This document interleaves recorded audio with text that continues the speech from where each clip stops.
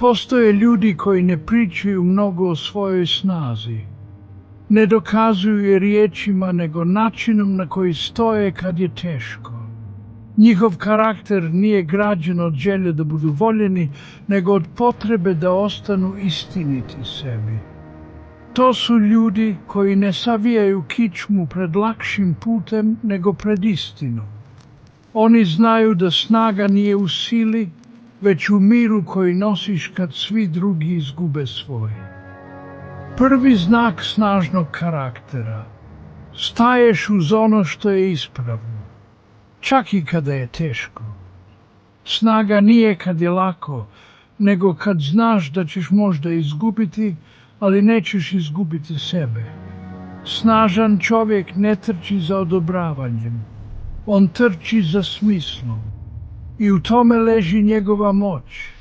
Tišina onoga koji zna zašto nešto radi, iako drugi ne razumiju. Drugi znak.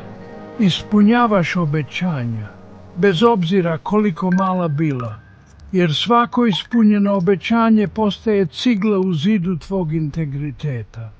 Ljudi zaborave riječi, ali ne zaborave osjećaj sigurnosti pored onoga koji ne laže. Snažan karakter ne mjeri veličinu obećanja, nego veličinu povjerenja koje iza njih stoji.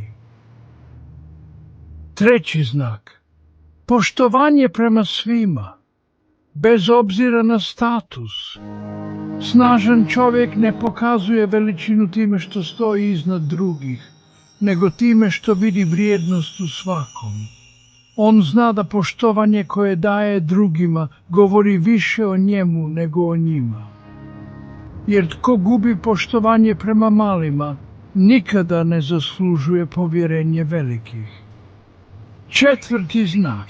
Priznaješ greške. Ne zato što si slab, nego zato što znaš da samo istina liječi. Greška nije pad, nego učitelj koji te vraća. Samo ponizan čovjek može rasti, jer zna da nije završena verzija sebe.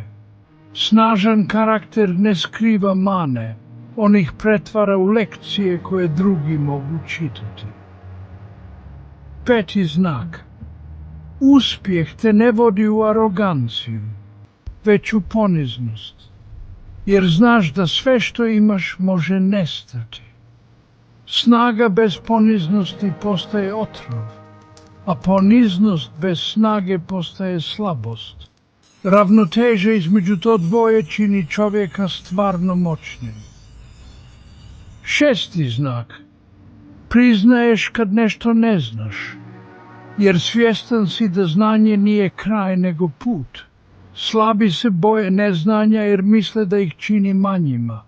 Snažni ga prihvataju jer znaju da ih upravo to vodi prema istini. Mudrost počinje trenutkom kad prestaneš glumiti da znaš sve. Sedmi znak.